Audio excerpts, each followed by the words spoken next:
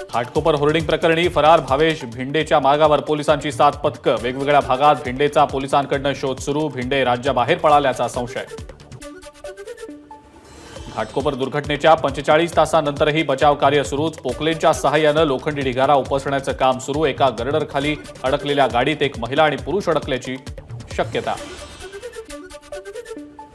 घाटकोपरमध्ये दुर्घटना झाली तेव्हा जमिनीखालच्या टाक्यांमध्ये हजारो लिटर इंधन होतं, त्यामुळे गॅस कटर वापरता येत नव्हतं। आता सगळं इंधन रिकामं केल्यानं गॅस कटरचा वापर शक्य।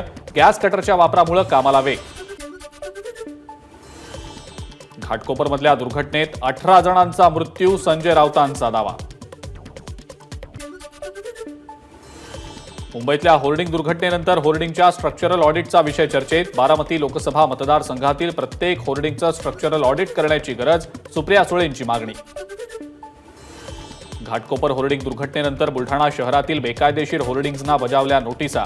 बुलढाणा शहरातल्या सर्व होर्डिंग्सचं होणार ऑडिट।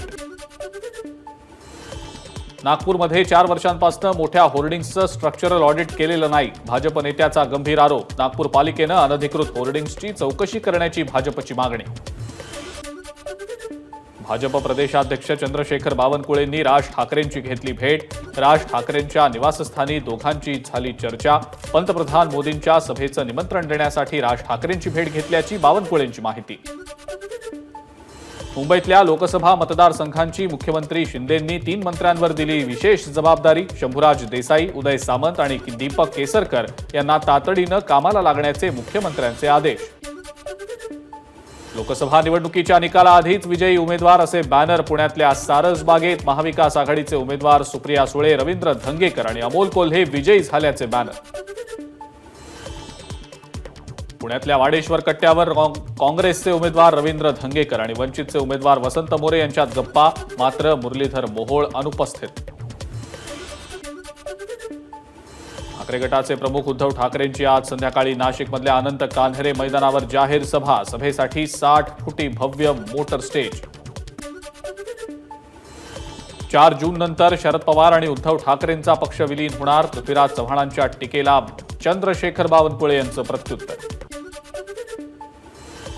बारामतीमध्ये पराभव दिसत असल्यानं ईव्हीएम खराब आहे, पैसा वाटप केला जातोय असे आरोप होत आहेत। बावनकुळेंची नाव न घेता रोहित पवारांवर टीका। उद्धव ठाकरेंनी आधी भाजप आणि महायुतीला फसवलं आणि दुसऱ्यांदा महाविकास आघाडीलाही फसवण्याचा प्रयत्न केला। एकनाथ शिंदेंचा उद्धव ठाकरेंवर माझा विजनमध्ये आरोप। अकोल्यात शिंदे गट आणि ठाकरे गटाचे कार्यकर्ते आमने सामने। उज्ज्वल निकम आणि नीलम गोऱ्हेंच्या सभेनंतर वाद।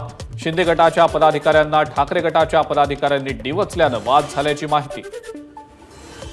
नाशिकमध्ये अपक्ष उमेदवार शांतिगिरी महाराजांचं जोरदार शक्ती प्रदर्शन। राज्यसत्तेला बळ देण्यासाठी धर्मसत्ता राजकीय आखाड्यात उतरल्याचा शांतिगिरी महाराजांचा दावा।